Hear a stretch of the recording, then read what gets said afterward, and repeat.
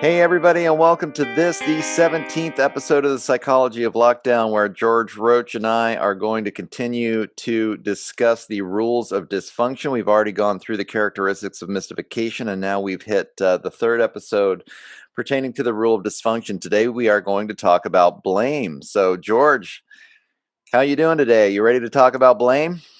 It's like 28 degrees out. I want to hurry up and answer these questions. Ouch, And Canadians. head out into my vitamin D day. Yeah. Since we only got about 140 days left, Right. We don't get it for as long as you guys do down there. Although we're thinking of coming. So Uh-oh. I'm doing great. How are you guys? How are you doing down there? I'm doing good. We're doing good. I can't wait for the governor here to lift the mask mandate.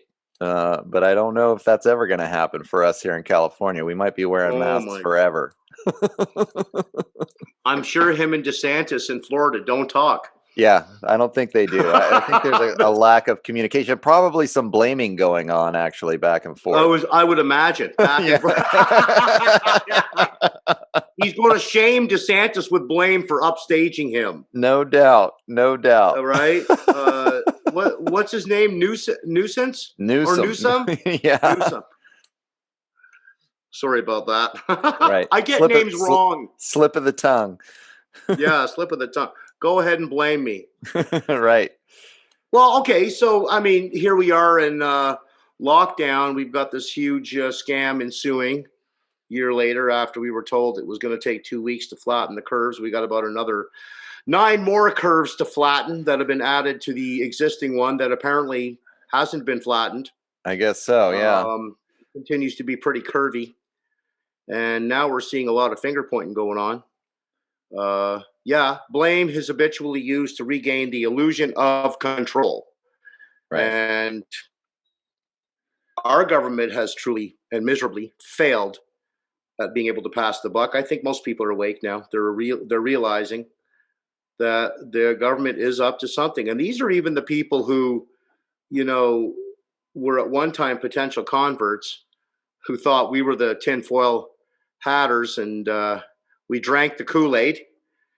So a lot of blame going on there, a lot of shame. Of course, there's no real science or knowledge in a lot of those statements coming from the real tinfoil hat wearers, if you want to call them that. Some people refer to them as the sheep. But here we have these people blaming us in the beginning are now starting to realize, wait a minute, there seems to be some truth to this. What's going on here? Now, better late than never. You spend half your year in lockdown blaming people for telling you the truth because you didn't know the difference between reality or fiction, fact or fiction. So a lot of cover-ups. Blame is a way to cover up your shame, your inadequacy. You can't admit when you're wrong, shame them. We see kids doing this all the time. They build a sandcastle. Johnny tramples through it. Johnny gets in you know what for trampling through it from Jimmy. Mom comes up and Johnny says, Jimmy did it. He made me. Right. So classic. The kids, pass the buck, classic blame. That's the onset. Now this becomes a lot more sophisticated, years later in the adult environment, where nonetheless it is still as destructive. I mean, blame is in fact a thought disorder. It is a disorder of thinking, a disorder of responsibility. Remember, when you hyphenate the word responsibility, you get responsibility, which is the ability to respond. You can't respond effectively to anything or anyone if you're blaming anything or anyone for the results of your own actions and your thinking. And you have every right to assume all the responsibility that falls on you for such thinking or such action and its results. Don't blame anybody. If you're driving and you're speeding, don't look at your passenger to pay the ticket.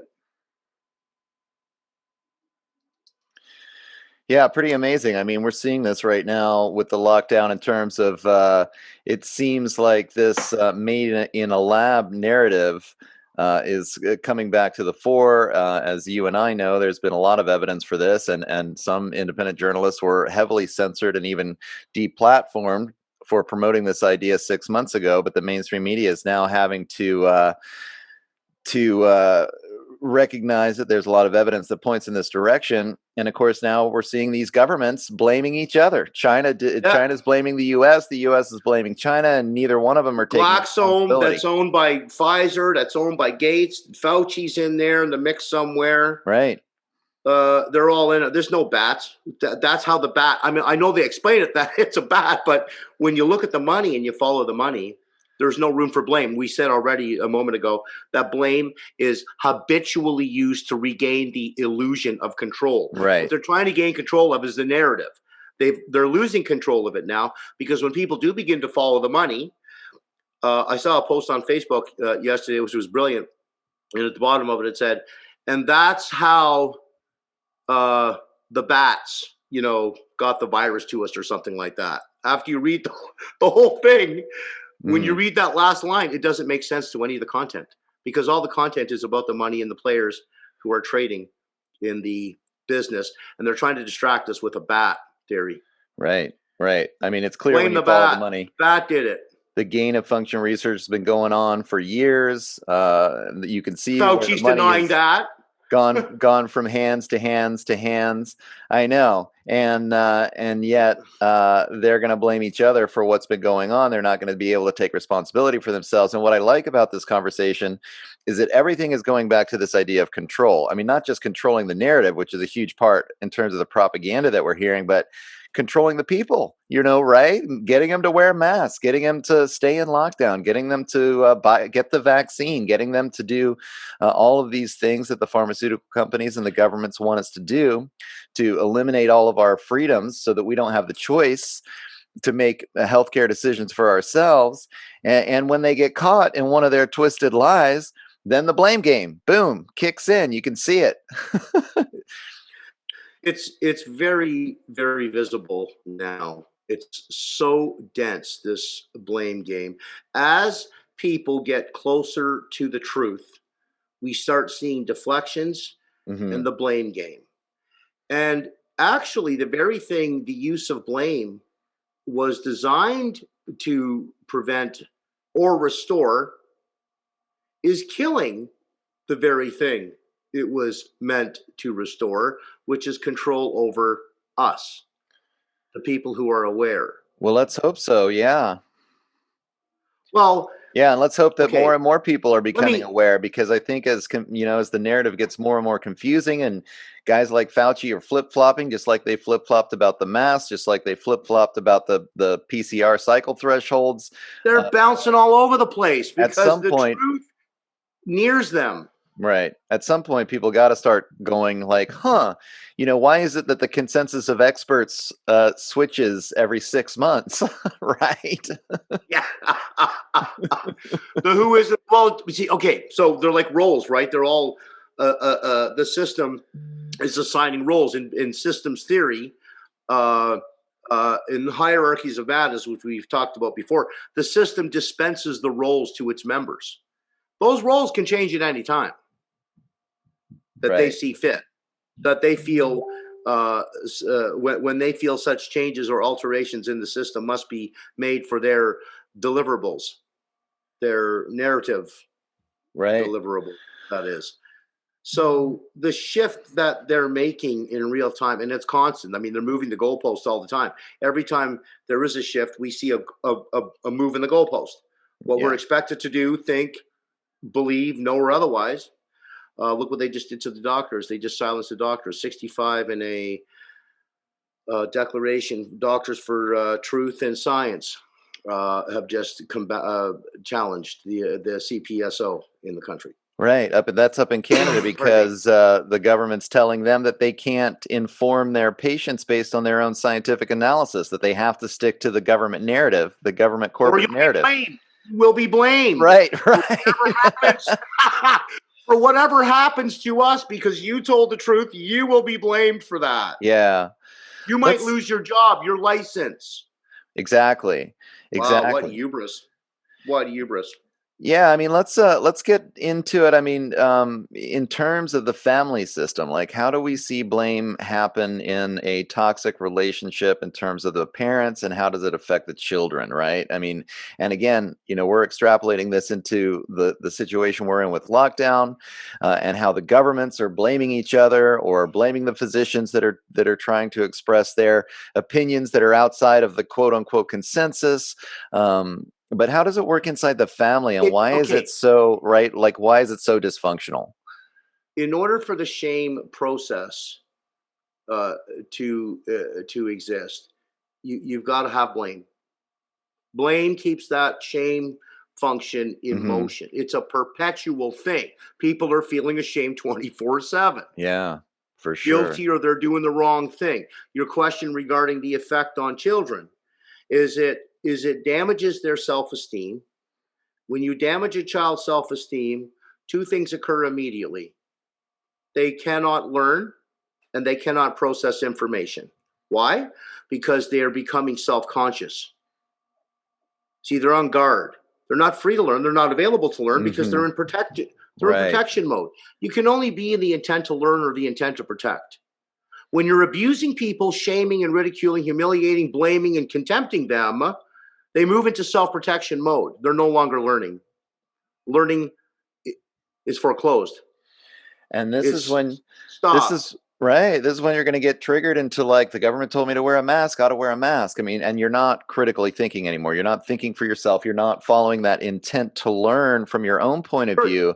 Instead, you're just going to do what you're told because you're afraid you're going to get blamed if something goes wrong, and then you're going to get shamed, and then you're going to be shaming other people. Like, this is just the cycle of violence goes on. I think Absolutely. anyone that's been walking around without a mask has probably in the last year dealt with shaming on a certain level from the majority of the population that's just been going along because they've been triggered into this. Well, sure. There's the shaming process is perpetuated through the blame, through socialization. That's Hmm. psychological abuse. We're dealing with a lot of NLP here. Right. Neuro linguistic programming, the repetition, compulsion, the repeating of statements and phrases over and over and over again. Yeah. And people sitting at home in lockdown who are watching CNN are really getting hammered with this Well, stuff. Those are the people who stop you at the store and go, "Hey, excuse me, where's your mask?" right. Rule They're number gonna one. blame. They're gonna blame you if something happens to them. See, Right. there's all this blame going on now. If Well, I go to work and you got a vaccine, well, you got a vaccine. I got to blame you. that's a great example. I mean, when the curve didn't get flattened, it was because we didn't lock down hard enough. And the people that didn't, wear the mask or stay inside all day got what? They got Which blamed. is right, which creates the need for more restrictions, Right. heavier restrictions. Because wait a minute, Classic. we blamed you. Remember, you are to blame. Since you're to blame, this justifies our double down. Yeah. This justifies the extremity of further measures. These are all forms of blame.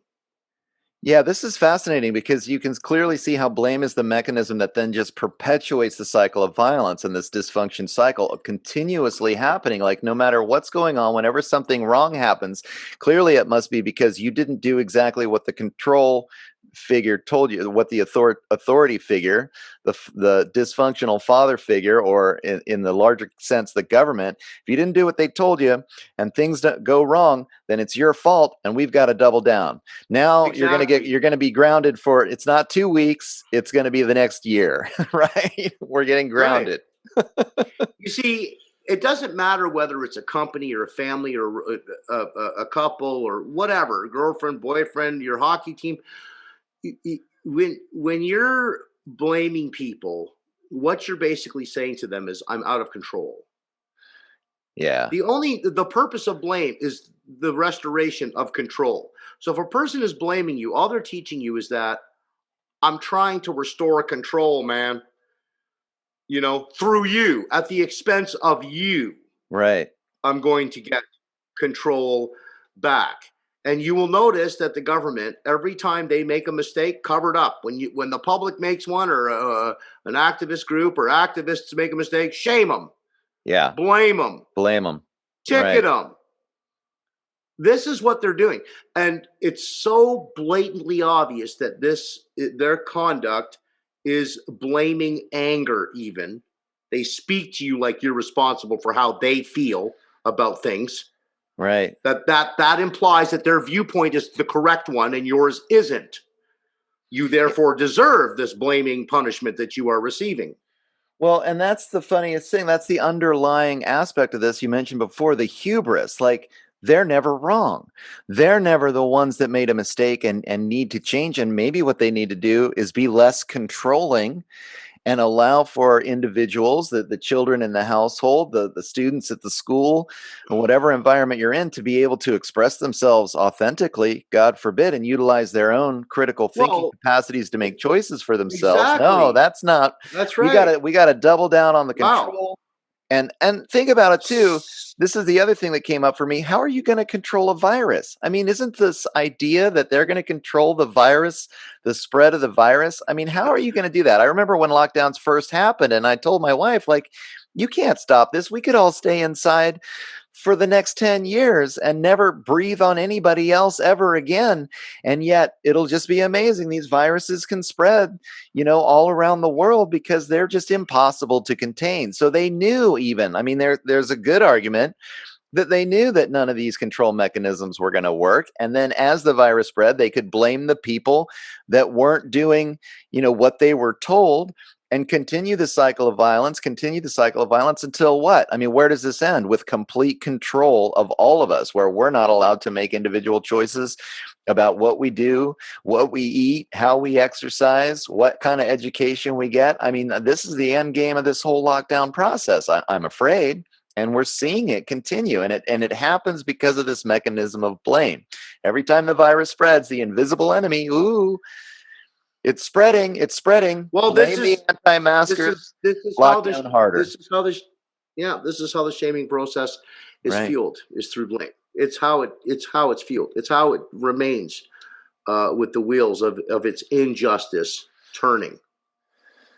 Keeps everybody angry, keeps everybody fighting, everybody bickering. Right. It's all distraction. It's all theater to me. Well, If and people then, would just break through and realize that's the purpose of what they're doing to you, is to this tie is you up. This is interesting as well, because we're looking at this divide and conquer. I mean, it's almost like the older sibling that becomes the authority figure for the dysfunctional parent, and then imposes on the rest of the family, the rest of the kids, the younger kids, whatever the controlling figure is saying, in order to get their own power trip on the situation. And the younger kids are just like, wait a minute, can I think for myself? Can I have an authentic thought? Can I learn to take care of myself? And the whole system is designed to impose the will of the authority figure. And this is within the family unit. But then on a social level, we're seeing this same kind of division. The percentage of the population that's just going to do what the government says, is then going to blame the percentage of the population that's questioning the authority figure. And you've got exactly talking about this bickering back and forth between us, who are all being oppressed in this situation, right? The people are fighting each other once again, instead of pointing at the government or pointing at that dysfunctional authority figure and saying, hey, controlling behavior is really emotionally unhealthy and you need to stop. How frustrating is this? So absolutely. Well, you see, the problem is why people, when people see that people are getting too close to the truth for comfort, they shame the others with blame. I can keep you all away with blame. This is what the defense mechanism is, Yeah. right? When you Yeah. get, and people just paid attention to this. Just notice what the government behaves like every time truths about their scams are told. They start to, like a bunch of molecules, they start going, oh my God, what's up? We're desperate. We got to fix and get rid of the problem. Mm-hmm. So they make up a bunch of garble. If you saw Jagmeet Singh the other day from our Canadian side slamming people as white supremacists because Right. we're not following public health guidelines when we shouldn't even be following public health at all. And this guy's trying to subjugate us and blame and shame people all over the place for not wearing masks or following public health guidelines. Yet that same government who he's supporting has never proven to the Canadian public, or at least, that any such pharmaceutical measures are even warranted. as Lieutenant Colonel David Redmond points out in his brilliant PowerPoint video that he did with Liberty Coalition a while ago, where he clearly lays out the 16 pharmaceutical remedies being relied upon right now, which are actually lockdown. People don't know, as David points out, that when they're talking about these remedies, these pharmaceutical remedies, that's what we're talking about is lockdown. Those are the remedies being used during those times. Mm-hmm. We shouldn't even be in lockdown, and therefore we shouldn't be using any of that. So all this theater that they've made up and all this fear that they have spewed all over this drama that people are buying onto, if they could only separate it, because you see they're so enmeshed, their brains are in hock, they can't see the difference between what they're being told and what's actually happening. So certainly this psychological warfare and this blaming, shaming, gaming stuff that the government's been doing now for months on us, playing the people, lying, like as if we can't see it. Now it's so obvious anymore. The government has to double down now and start relying on security forces and its police and stuff to harass and abuse unarmed citizens. Boy, they're asking for civil war, in my opinion. If you look back at the War of 1912, or what was it, 1902? I can't remember. I just watched that the other day. Mm-hmm. Or back even to 1776, we were fighting for knowledge, unity, power, and freedom. And now here we are doing it again. Now people are dying, but the bullets are very different. Right. We're not seeing lead. We're not seeing lead. We're seeing, V's and starvation coming. That's how they want to kill people. Yeah. So I think people better wake up. This is a lot more. If you're still distracted, don't blame yourself. Whatever you do, you didn't do anything wrong. This has been brought to you. So stop calling people who know what's going on the tinfoil hatters, or they've drank the Kool-Aid. There's actually no more Kool-Aid left. As a matter of fact, they're right now using force. So you don't get a choice. Well, I mean, I think that's what I'm really taking away from this, is that this blame game is like the engine that drives the cycle of emotional violence that we're all dealing with right now. And it's just going to continue. Like every time their control mechanisms, i.e. lockdown, don't work, then they're going to blame the people that are telling you the lockdowns don't work. And it's going to give them the excuse to double down on the people that are rejecting the lockdowns, and it's just going to continue and continue until when? I mean, that's just it, people. Like, listen. Well, you see, people are stuck up in their heads. They're stuck up in their heads. Blame originates in the brain. Right. That's why it's a mental creation. It's a thought disorder. It's not a feeling disorder. It's a thought disorder. Blame is habitually used to regain the illusion of control. Control is a defense mechanism. All of these originate in the brain. They are not, see, feelings are in the body. This is what people don't want to get to. That's where the shame and the guilt and the pain is. If we get up in our head, we can mood alter this shit with blame, control, shaming, labeling, criticizing, judging, humiliating, and contempting people to get them to do what we want them to do. And people are buying it. Right. Well, and then just as you mentioned before, like eventually this is going to get to a place where it's not just emotional abuse, but it's going to, and I mean, we've already seen examples of physical abuse. We've seen examples of people getting beat up at stores, at department stores and things like that. But I mean, the government is eventually going to amp this up until we're looking at, military involvement, police involvement, forcing people to get vaccines, total control of our physical bodies, and imprisonment or encampment. I mean, it's just going to escalate look at what the until we can break the cycle of violence, right? Right.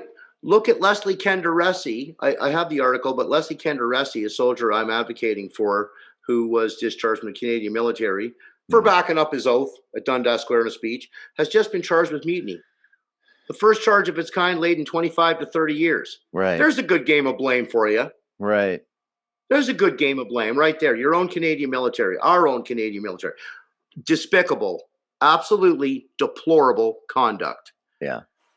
This guy stood up and told the truth. See, the truth is the new hate speech, no matter what your profession is. Right. So in the family system, how do you break the cycle of the blame game? I mean, somebody has to break the cycle. Somebody has to confront the controller, right? I mean, somebody has to just say, hey, enough is enough. We're not gonna participate in this system any longer. Okay, so you want to evict the blamer. Right. Give him or her the eviction notice. In politics, I think that means voting them out. Evict them. Get rid of them. We don't need them. These blame people and the gullible people who latch on to these blames are extremely destructive to logical social fabric of Yeah. society because they're never responsible for anything.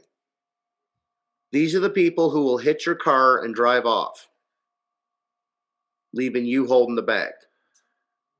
Disorder of responsibility. Right. Very dangerous. Very dangerous. And it becomes reckless as we're seeing now. And also, because of the blame game, we're seeing violence. I've got people sending me pictures of certain body parts that they should never have to send pictures of because they are being violated and abused because they're defending their rights. I have cases like Unbelievable. that right now. Right. Bruises from people who should be defending human beings' rights are now inflicting wounds, physical wounds on people, women, mothers. Despicable. Yeah. Absolutely despicable to any of the police who are doing this because they don't know the law, and yet they're attacking unarmed citizens in a bid to uphold public health mandates, which are not law and are violating, in fact, every human right code we can think of. And if you think we're not telling the truth, just look at the plethora of people who are now filing lawsuits to defend themselves. They are fed up. They've had enough of the abuse. And now these businesses who are shooting themselves in the foot are going to learn soon they have nobody to blame but themselves for Right. following this absolutely ridiculous economic, soul-crushing mandates that you're following. Wake So, up. so I've heard this solution before. I mean, first of all, we're just talking about actually setting clear boundaries, right? Healthy emotional people are capable of setting clear boundaries and saying, okay, enough is enough. You can't treat me like this anymore.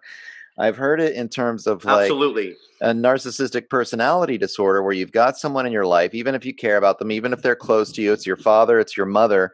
If somebody doesn't respect your boundaries, you need to really contemplate going no contact. Like, sorry, but I'm not going to have anything to do with you. And I think that Why people would you need, want to revisit the same cycles? right. But I mean, they're not going if to, you they're not didn't, going to you would be. change.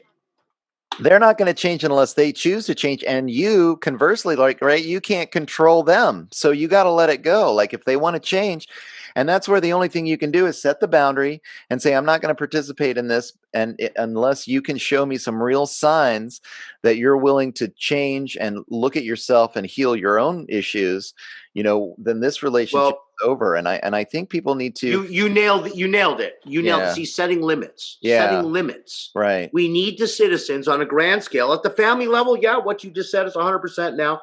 yeah, Apply that to the same structure with the government. Okay, enough. You're right, done. Here's the limit. yeah. And Everybody on that something. line.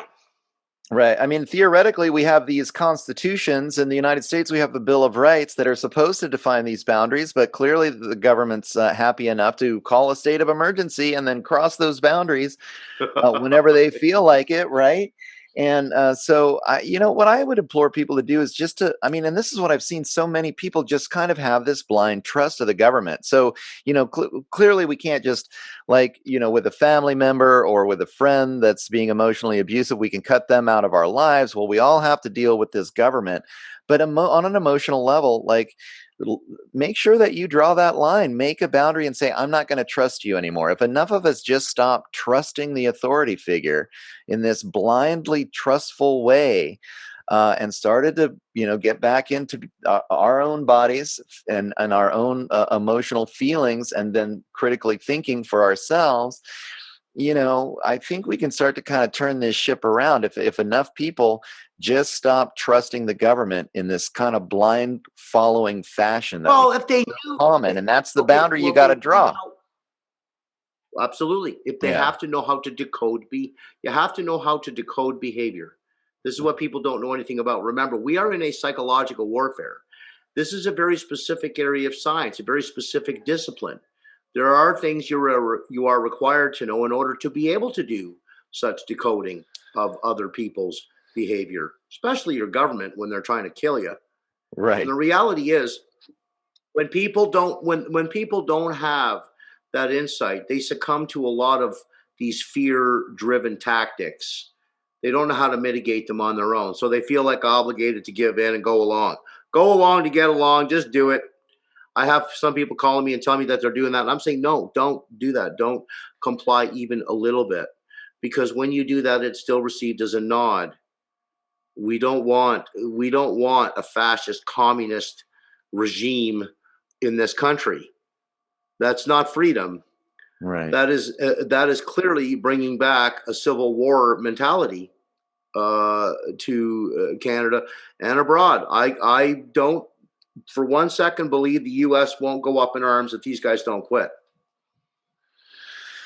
Well, very cool. I think we're hitting that half-hour mark. So another legendary episode of the Psychology of Lockdown, and this concept Yeah. of blame is so important, and it's going to keep, it's going to keep happening. We're dealing with these controlling people. If you're trying to question, or certainly if you're trying to really stand up against it, not wearing masks, not participating, you're going to get a lot of blame. You're going to get a lot of blame, and this is the natural reaction of controlling dysfunctional behavior. And we need to learn how to stand up and set those boundaries and learn how to, I think teach other people. I hope people are listening to this who are starting to go, I at least question your relationship with the abusive controller. I mean, the Stockholm syndrome is so nuts to me, where people are now, they're identifying with the abuser and they're not able to go, wait a minute, and see what's really going on, what's happening with this relationship here, that this is a dysfunctional relationship and we're not going to participate. We're going to set a boundary. So I hope more and more people can do that. Identification. That's right. Identification with the persecutor is a way for a child to feel less helpless in what appears to be beyond their control. Yeah, right. That Right. is an illusion too. Remember, the identification process. I have to say this again. It's so important to understand this to extricate yourselves from it. Identification with the persecutor is a defense mechanism, a secondary defense mechanism, which helps a person feel less helpless in a situation where they feel it is beyond their control. Yeah. In that way, a person gives up, in the most complete way, a person gives up their rights. A person gives up their freedoms and their choices because Right. they're narrowed, you see, narrowed. They Well, can't see the widths. They can't see the other choices. Very, right. very, very dangerous position to be in. So this is another part of the solution. We've got setting boundaries, but we also have, the recognition that, hey, you are in control of your own life. You can make your own healthcare decisions. You can decide that, taking the Zelenko protocol or taking ivermectin is a way healthier choice than taking the vaccine in terms of what we're seeing from COVID. There's plenty of other If they'll give it options. to you, Right. if they'll give it, I just had a doctor deny. One of my clients messaged me and said, Wow. my dad was dying or something, and the doctor refused to give him ivermectin. Right. They begged him, and he said no. He's Wow. now dead. Yeah. I mean, that is an angering story. Yeah. Can you imagine the frustration of the family who know that he could be saved and this doctor is denying? And I'm not putting the story out there, by the way, with names or anything, but it's a fact and it's going on. And there's more people who are becoming injured with these, and that now these spike proteins, as Dr. Tenpenny mentioned, and numerous Dr. She was saying the same thing, where there's this spike protein issue where now you're causing the body to manufacture a virus that's going to attack it. Yeah. Wow. More Who and more came up with that frustrating. idea? Well, and that's exactly why more people need to set boundaries, and they need to assert their own personal control, and they need to have confidence that their own critical thinking from their own authentic self is actually the solution to this crisis than just listening to a controlling and abusive and a dominating government that is not paying attention to anything else and only blaming when their lockdowns aren't working and when their control mechanisms don't work. They're just going to continue to blame and continue. There's going to continue the cycle of violence until we stand up to it. So thanks for explaining this one to us, George. Really appreciate it. I mean, this is clearly fundamental to, this entire process, this entire dysfunctional process that we've all been living through now for clearly over 12 months. And it's the mechanics of their social engineering. Yeah. Right. And allowing us to at least catch a glimpse of some of the solutions, and it happens on this individual level. So if you're listening to this, remember, set boundaries, take control, use your own critical thinking, and have confidence that your perspective really counts, because it does. And certainly it's the only perspective that counts in your life. So follow your heart, use your critical thinking, and we'll make it through this. And be an example to other people that it's possible to set these boundaries and create a healthy relationship with our governments, and not just bend over and take it when they tell us what to do, and then blame us when their controlling mechanisms don't work. So any kind of closing statements, George? And maybe we ought to take this opportunity to let people know that you are now working with Take Action Canada.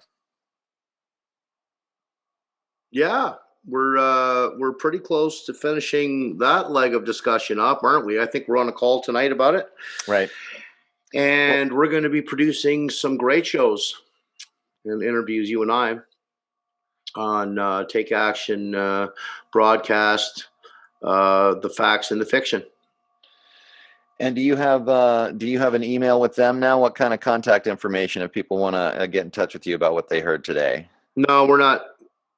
Not quite there yet. We haven't got that set up yet, but the Twitters are there. Catch us on Twitter at Take Action Canada, and Instagram and Telegram, I believe, we're also on. So I'll bring further updates to you, Doug, and to the general public in our show next week. We're almost done. We're almost ready to go. We should be launching, I would imagine, in the next 4 or 5 days. Okay, sounds great. So for now, if people want to get in touch, they should still get to you at the law office. What was that email? Yeah, absolutely. Intake at ajdlaw.ca. Okay, great. All right, sounds good, George. Thanks again. And what is the next rule of dysfunction that we'll be discussing next week? Do you know? Well, here we are. We've been on it for months. We're talking about freedoms, and we're going to delve into rule number 4, which is the rule of denying the 5 freedoms, what people are doing about today, how they're being treated, how they're being spoken to, what's actually going on. There's always things that you'll be taught to look at and taught to deny. Right. And that subject matter will be included in the denial of the 5 freedoms you were born with that are being hijacked now, and preventing you from using them. So yeah. I have a feeling we're going to go down the list of the 5 freedoms, and we're going to find that we got none of them in the current situation. So I'm not saying anything right now. Right. Well, that'll be another excellent episode in the Psychology of Lockdown series. I think we're really starting to hit some major points. I think people will come cohesive on that one. So I want to kind of save the element of surprise for it. All right. I think they're going to really recognize, sometimes that happens. But anyways, Doug, thanks a lot for having me back on the shift. Yep. Thanks. You bet, George. Another great episode, and we'll talk again next week. Thank you. Take care.